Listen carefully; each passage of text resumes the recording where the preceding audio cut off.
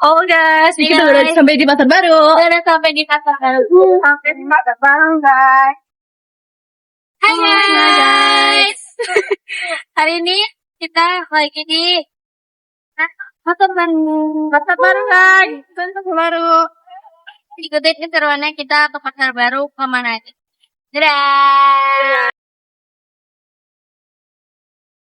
Jadi guys, kita tadi kan udah masuk pintu utama. Kita jalan, kita nemuin di sebelah kiri ada toko yang udah diambil sama pemerintah. Itu namanya toko Kompak.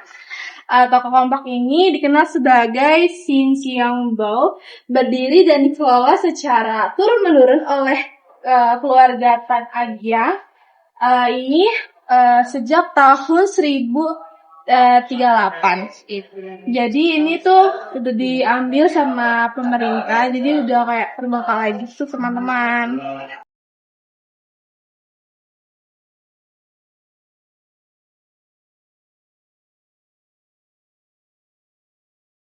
Nah guys, sekarang di belakang aku ini ada toko Sin Lisa ya. Nah, toko ini tuh toko tempat sepatu gitu yang berdiri pada dari tahun 1943 sampai sekarang.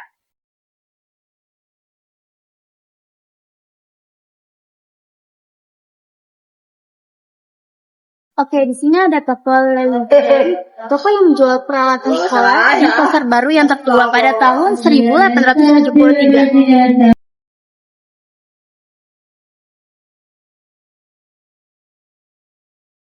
Jadi di sini ada bakmi Gang Kelinci yang didirikan oleh Li Zhengxin pada tahun 1957. Nah, jadi tempatnya itu awalnya ada di Gang Kelinci. Jadi dinamainnya sekarang itu di Gang Kelinci, namanya bakmi Gang Kelinci.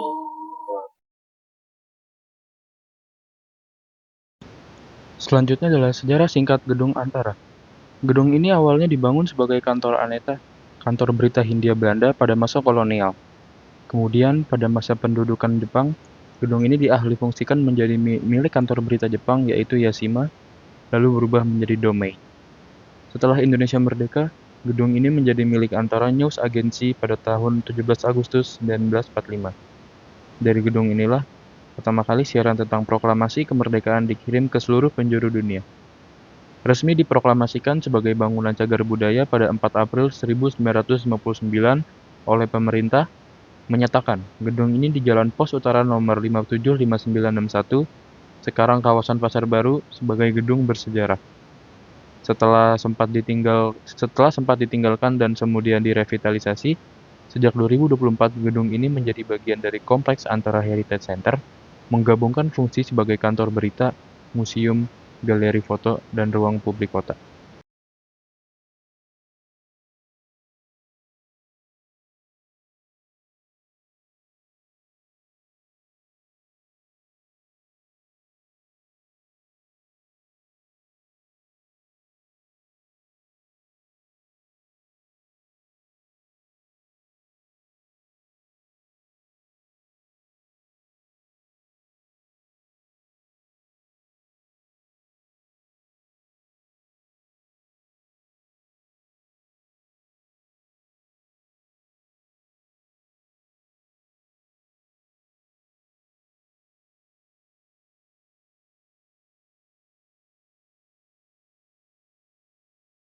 Ini tuh kali biasanya tuh